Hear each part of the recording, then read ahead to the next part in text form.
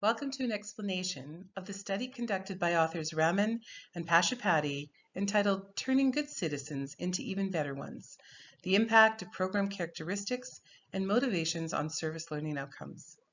I'm researching service learning because I'm interested in implementing it at our college. Two of the reasons I chose this particular study is that it explores service learning as an educational tool outside of academic curriculum, so that there is no graded benefit or incentive for students. I also chose it because it is a quantitative study, and I was interested in the statistical study of this topic, as most of the more recent articles I came across were either qualitative research or narrative discussions. Service learning programming has been popular since the 1960s and has enjoyed a resurgence in recent decades. There's been significant research identifying program characteristics, their effects on the student experience and program satisfaction, and several studies identifying the importance of planning and preparation and the role that motivation plays on the desire to volunteer.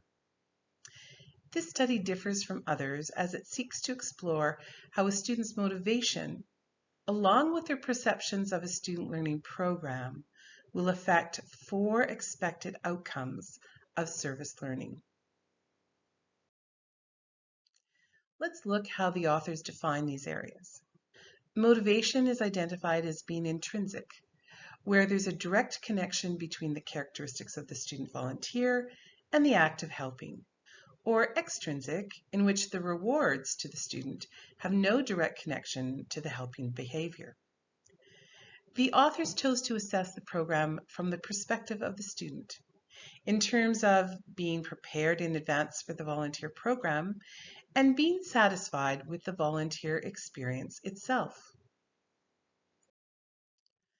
The 4 service learning outcomes identified were understanding, the connection to social attitudes, values, and understanding of oneself. Self-behavior, the intention to continue to volunteer in the future. Knowledge, the desire to remain informed about social and community issues. And participation, the intent to engage in lifelong activism in political campaigns and/or community affairs. The authors looked to answer 3 questions. To what extent are motivations the main driving force behind an individual to become a contributing member of the community?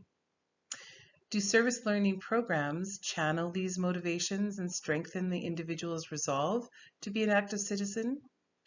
And alternatively, do service learning programs overcome the lack of motivation to volunteer and become the primary driver of an individual's intention to be an active citizen?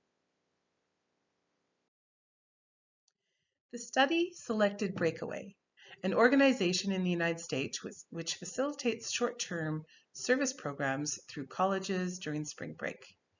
At the time, they offered 200 community programs for students to select from, such as Habitat for Humanity.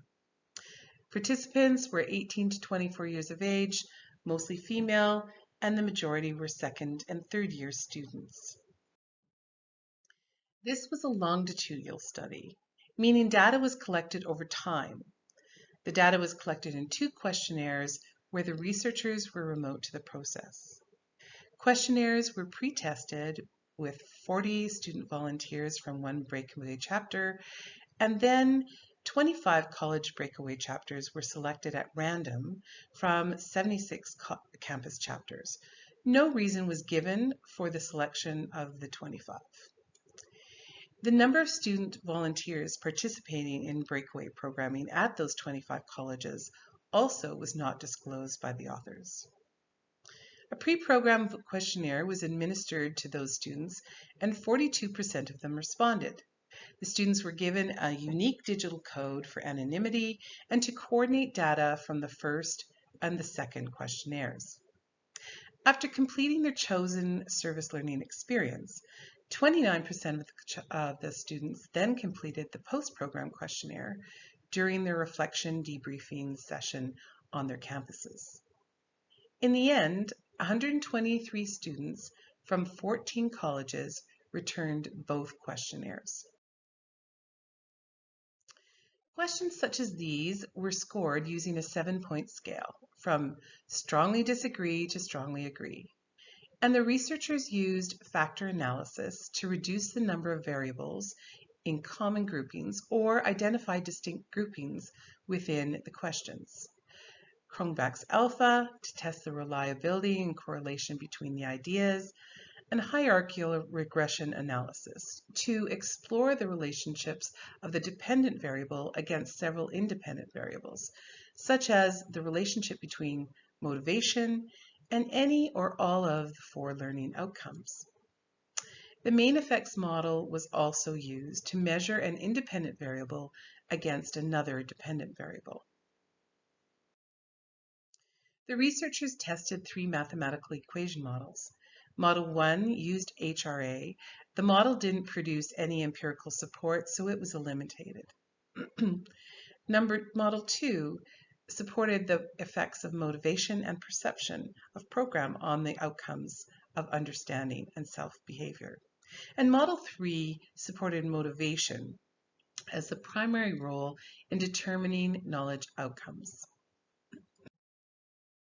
So let's consider the conclusions. With respect to understanding, intrinsic motivation and the level of program preparation had a positive effect on social attitudes and values, how students thought about people who needed their help. However, understanding was negatively affected by extrinsic motivations. With regard to self-behavior, intrinsic motivation and being well prepared for the program had a positive effect on a student's intent to continue to volunteer. Therefore, perhaps good service learning programming can motivate an intrinsic individual to continue to volunteer in the future. With regard to knowledge, intrinsic motivation was the only positive effect on the desire to learn more, which might suggest that seeking further knowledge is influenced more by an individual's motivation versus being altered by the service learning experience. And finally, none of the proposed variables, motivation or program features, had any effect on future participation in political or community affairs. There were limitations to the study. Results focused on short 10 to 14-day service learning programs, which did not have learning objectives built into the experience. So a longer program with clear objectives might produce different results. The study was limited to college-age students who might have already formed volunteering habits in their earlier life. And the study focused on how the students thought they might act in the future. It would be interesting to compare that to the actual behavior in a lifelong study. And due to the variety of service learning programs, the researchers were unable to study the effects of tasks performed on program outcomes. So I'm reflecting on the fact that a person who expresses extrinsic motivation may have difficulty understanding social issues, attitudes, and values, and they may not benefit from required service learning. This is interesting as many service learning programs are actually offered as part of curriculum. And as the study examined service learning outcomes outside of the curriculum, I wondered how the results might differ if service learning was built to support curriculum and outcomes relevant to a specific academic program. I also found it interesting that the service learning programs did not have an effect on the students' intention to participate in social or political action. I wondered if the short duration of the programs or the type of programs the students participated in had any effect on these results. These are just a few of the ideas I will explore in my further study of service learning programs and their results on student engagement, satisfaction, and the ability to connect to individuals and the wider community. Thank you for the opportunity to share this study with you today. Goodbye.